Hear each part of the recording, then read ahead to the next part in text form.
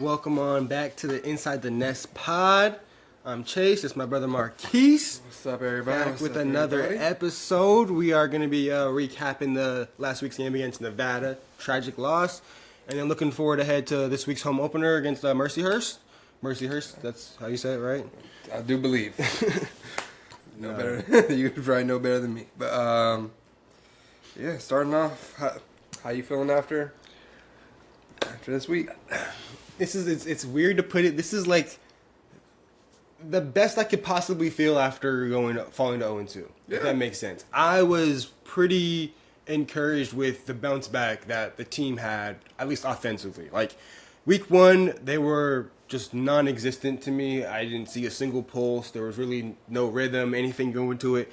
Week 2, I genuinely, I was like, this is like immediately off the bat. I was like, okay, this is the offense I signed up to watch this season. Like they were making big plays, big time catches. They were rotating in a bunch of guys, and everyone was executing at a pretty high level. I know there was obviously they only scored 17 points. There's plenty to clean up, but they showed some life.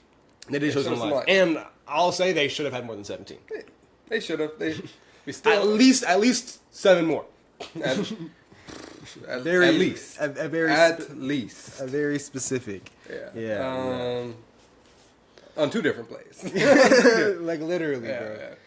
Yeah. Still a third down issue. Yeah.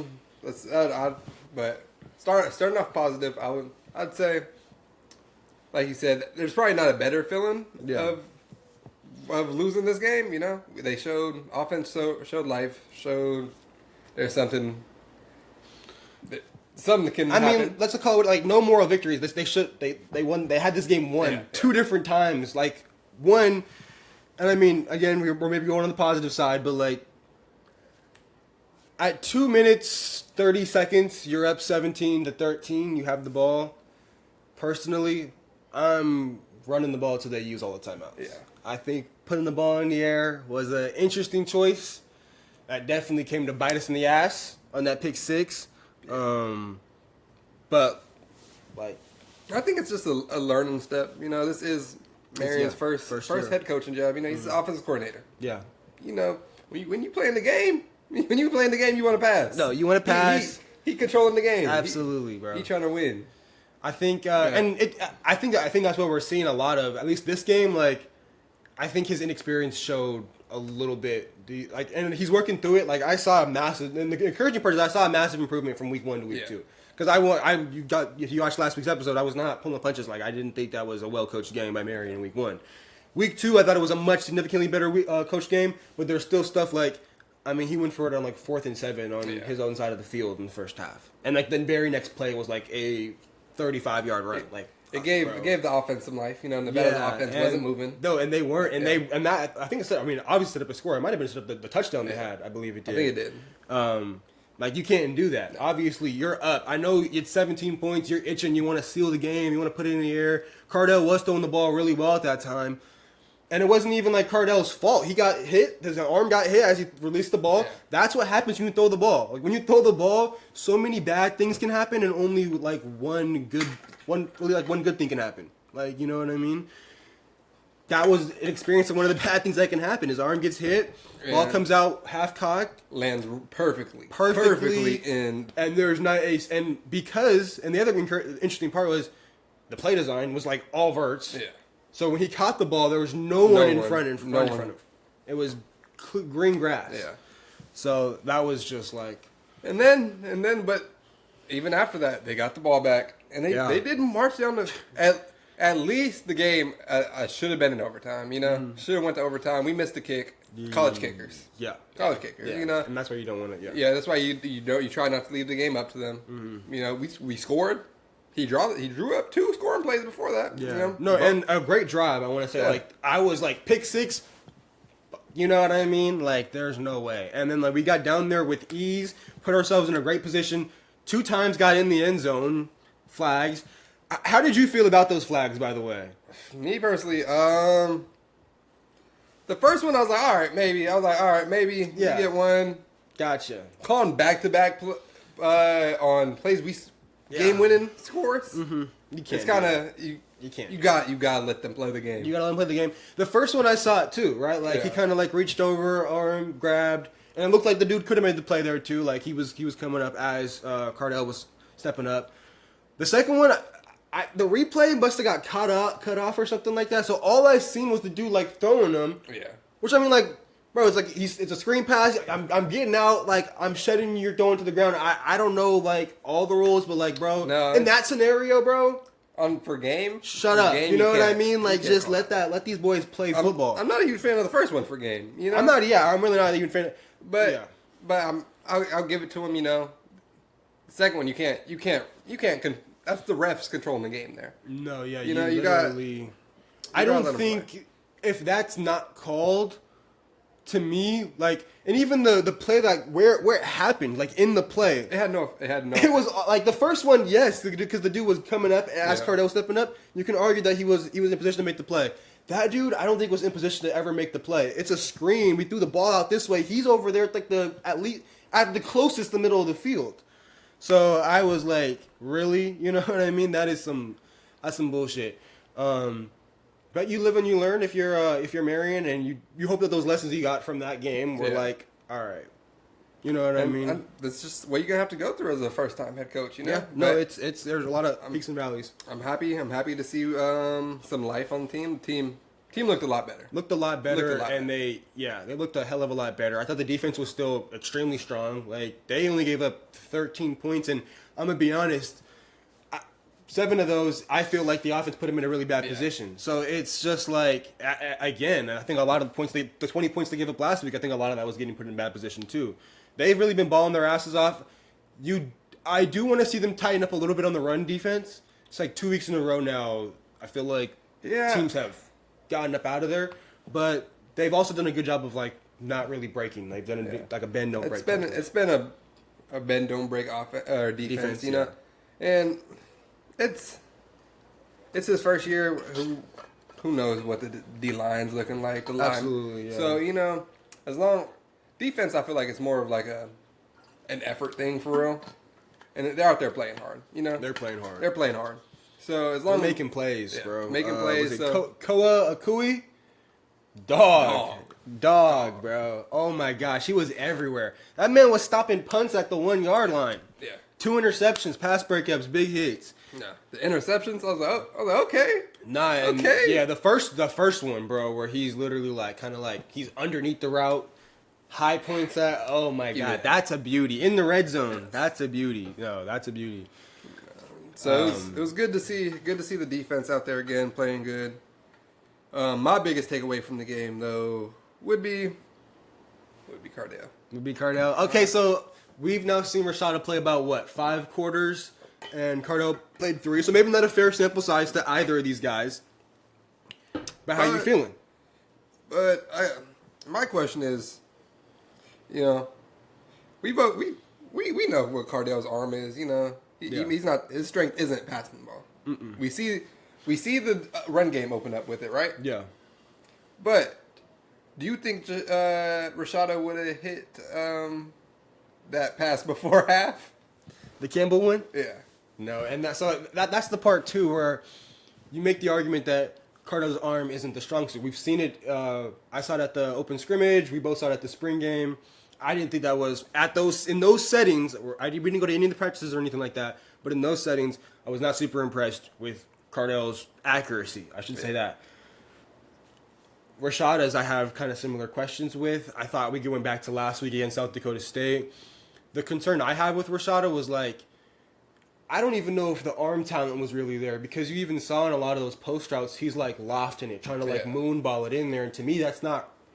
You need to be able to. Sometimes you can't moonball everything. No, you can't. And every time it gave the safety opportunities to get over. And despite that, I mean, it was overthrown every single time. So there's not really a lot of control in his arm. I thought the opportunities Cardell had today. I mean, I'm pretty sure I just saw in the box score he went like 11 for 13. There was a few big-time throws in there, too. I mean, before Rashad even went down, they subbed him in for, like, a little RPO look, and he threw it down the sideline to, like, I think Ajon Bryant, I believe his name is. That was a great ball right there. He obviously had the great ball to Campbell, and I think the last drive was just a series of pretty damn good balls to get down there.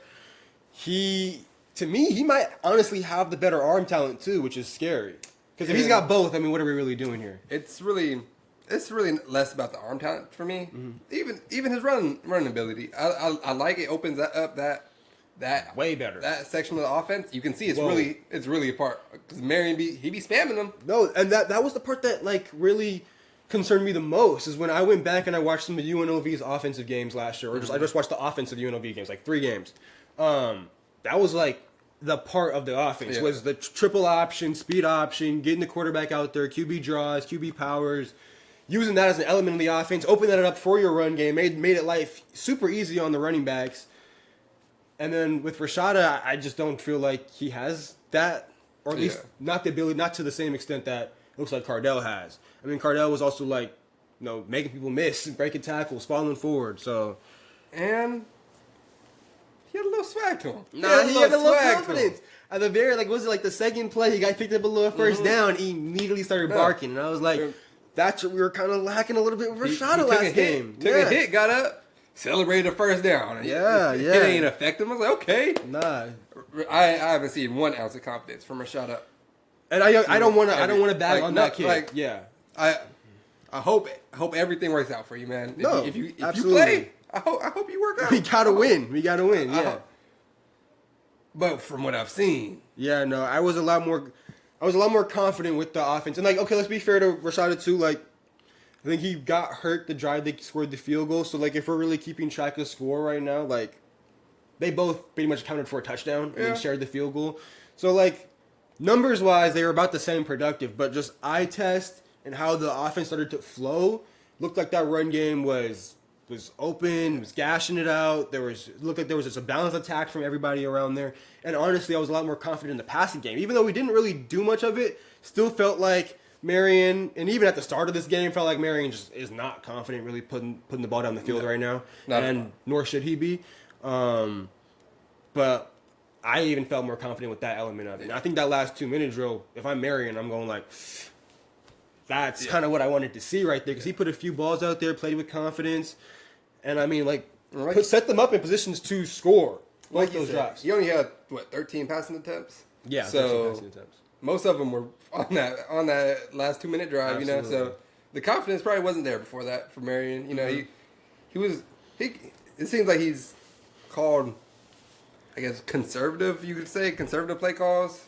Yeah, just I think he's keeping it on definitely the pulling ground, punches right now. Keeping it on the ground, keeping it, except for the Ernest Campbell strike. That was beauty, and that's exactly what I remember that's week what he's here 1. for. Yeah, I remember I was like, bro, we have a dude that can run a 10 flat. Why is he not being more involved in the offense? And he had anyone catching it coming close, and he got that ball. No, that boy took off. He had a couple. I think he had a catch on that drive at the end of the game as well too. He had a good game. Ajon Bryant had a pretty good game. So we see a little bit different names than last week in terms of kind of showing up in the receiving game. Mm-hmm. Anderson still had to catch this game. He also had a catch that got wiped off. Fucking Holden. He can play. He's a baller, bro. I was so mad because that's again the refs were just, to me, it was very frustrating at times because I was when it was 3rd and 22. They call Holden or whatever, but Cardell steps up in the pocket, throws a dime in the middle of the field. Anderson high points it, gets down. I was like, dude, this offense can. I'm starting to see it more. Week 1, you really seen no sign, no nothing. When you have the ball for 8 minutes, you don't really see much. Yeah. But this game, you could really see what he wants to do. He wants to.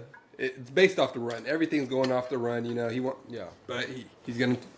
You got 2 backs in the backfield. You don't know where it's going. He might fake a run, swing it to a back. Read op, triple option. Then he goes play action. Blur, Yeah, easy. He has the athletes to do it for sure. Yeah, you seen the offense getting a little rhythm. That's what I liked. Okay, Cardell, we know. So I think it was end of the first quarter, beginning of the second quarter. I kind of forget the exact timing. Rashada scrambles out, takes a slide. I think it was a late hit. Wasn't called for whatever reason. Karma's a bitch, though. We ended up getting the first down because it was roughing the punter the very next play. But he stumbles off. He walks off. That's why Cardell came into the game and finished the game out. assuming that Rashada is cleared to go for next Saturday, what is the call there for Marion? All right.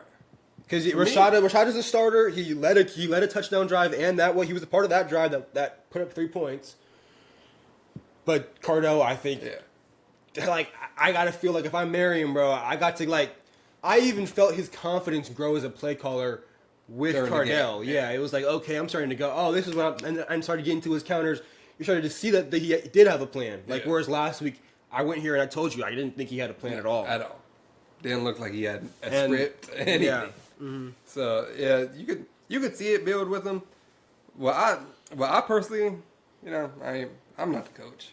Mm-hmm. Me personally, I'd open it up. Open the quarterback battle up. It's not like, no offense, Mercyhurst.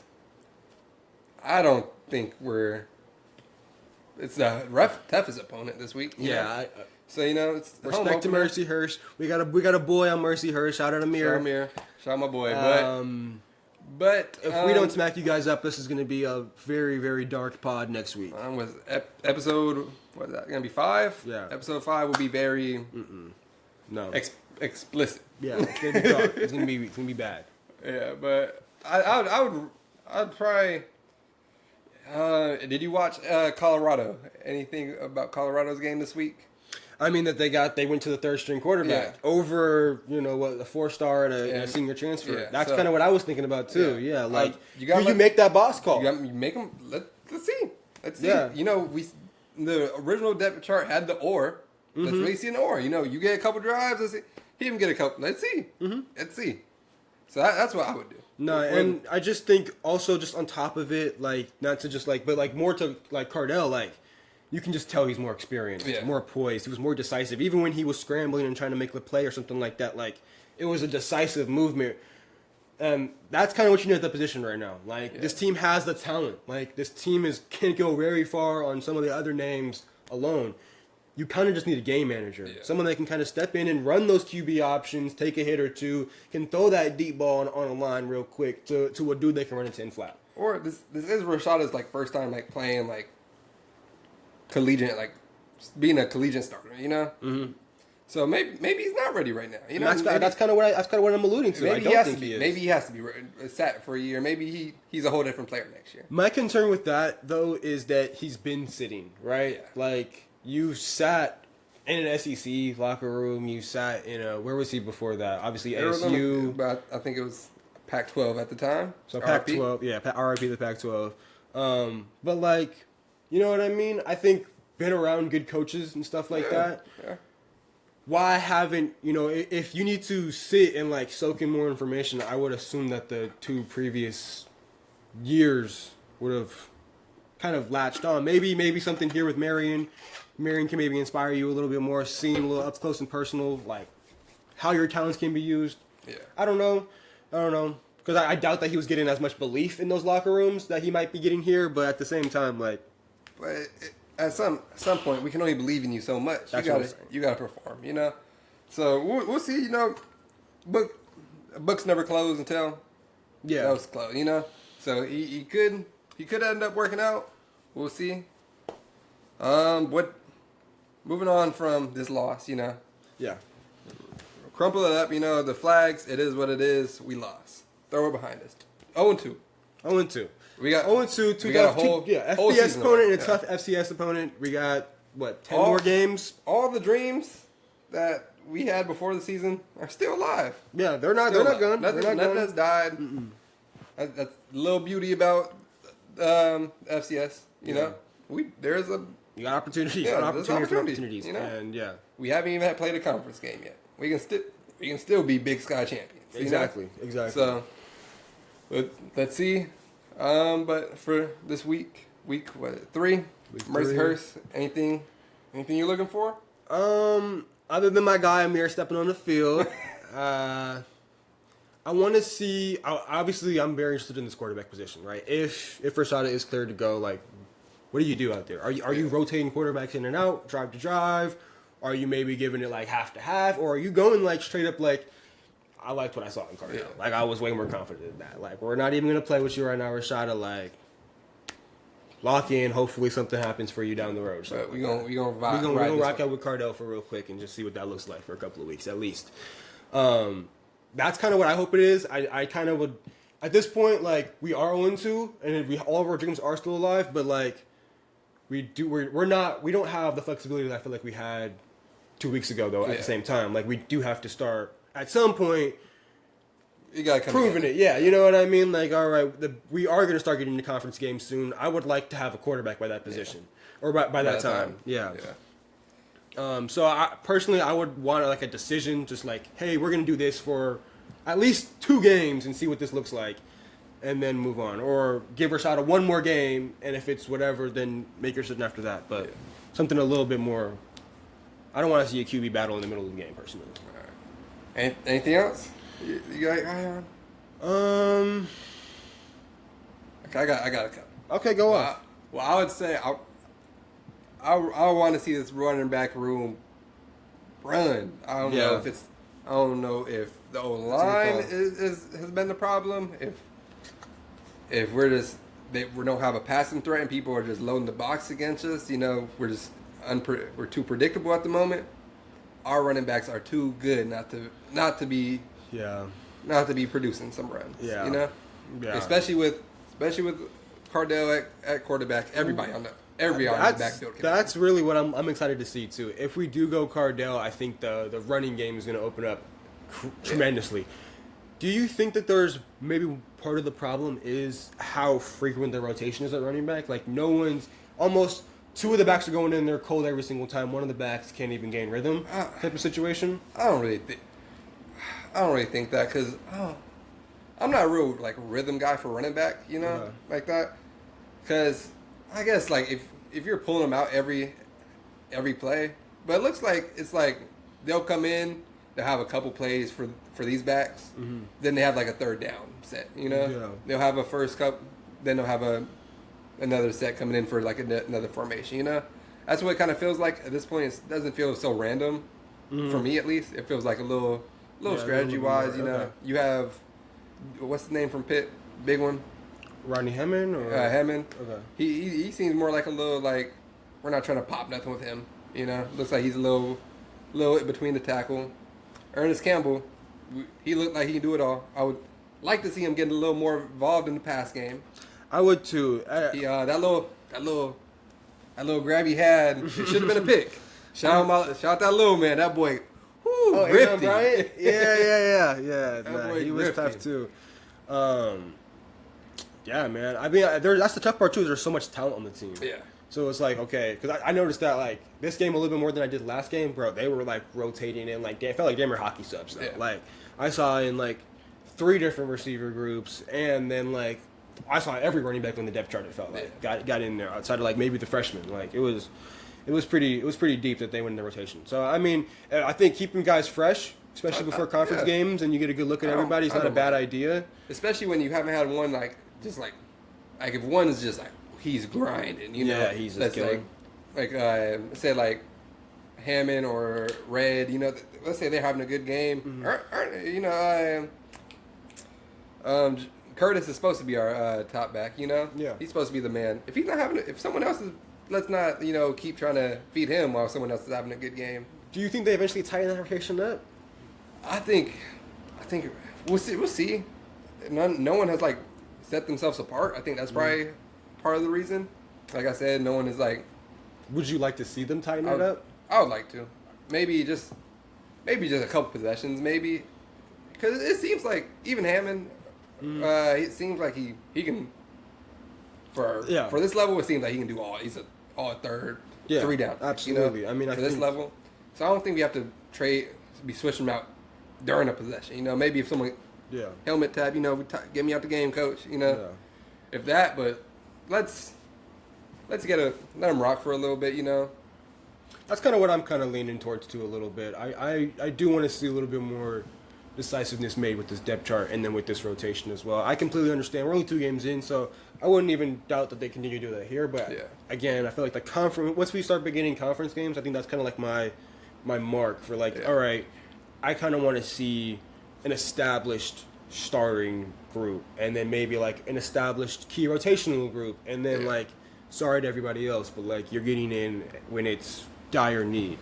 So if you had to pick, what's the offense your starting group right now looking like? Starting group. Let me get 2 wide receivers. Then your top 2 backs. 2 wide receivers. I want Campbell and Anderson.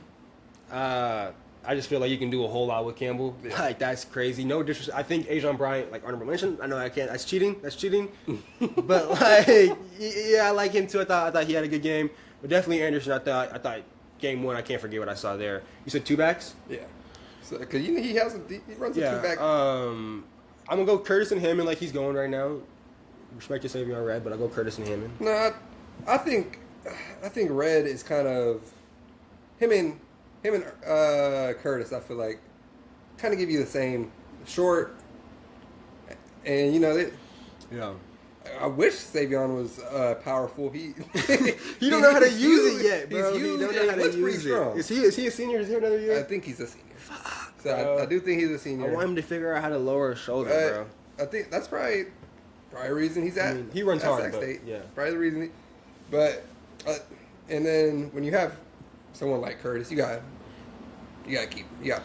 Yeah, Curtis is just. I think his resume speaks for itself. Honestly, you kind of gotta just like let him rock. And I thought Hammond's the one that scored last week or so. And he did. He had one wiped off the table as well. It was him on the screen, right? Was it him on the screen? Yeah, I mean that sucks. It's not like he had to do much. He walked in there, good play call. So no, I mean I think that's my top 2. I think anybody else like the tight end number 16 I think has been quietly. If we're going any dark horses out here, that's kind of my dark horse. He's actually made a couple of decent grabs the previous week. He had a couple on the last 2-minute drill that I was like. I'd like to see him get some a more little catches. bit more. Yeah, I think his name is Jordan Williams. Let me make sure before we haven't disrespect the dude. Haven't really been passing the ball like that, so it's hard to really share attempts. But if we could get a game with like 30 attempts, I'd really like that. Yeah. One last thing I am looking for this week though, I want to see the defense on a lower opponent. Not gonna lie. Want to see him smack him up a little bit. South Dakota State, they defense. I'm not gonna say they ran through us. Defense was set up in a lot of bad positions. Only held them to 20, or what they scored 20, right? Yeah, scored 20. 20 points, and then scored what's this week? 13. 13. Yeah. 13. 7 was they got the ball on our side of the field. Yeah. Mm-hmm. So I want to see them fly around. Make some plays, bro. Yeah, no, they have some playmakers on that defense too, for sure. I think it's a home opener. I'm actually excited. I'm interested to see what the crowd looks like. I feel like it's gonna be popping. I feel like it's gonna be damn near a movie in there. I feel little excitements went down. We're 2-0. We're 0-2, but I was at that spring game. Yeah, there was that. And also it's the first home, like it's the home opener. I still think there is some semblance of excitement, and the fact that it's the first home opener is going to get people out there. It's an event. It's an event. People are going to be there just to be there. Honestly, at the so-called Shack State, they're calling it. No, I'm not calling it. Yeah, it's going to be an event. As if you listen to this podcast, you probably know about Sac State. The campus is currently jumping at the moment. Currently jumping. So the crowd should be good. Hopefully they put a show on for them. Yeah. All right. Anything you got? No. Yeah. Appreciate y'all for listening.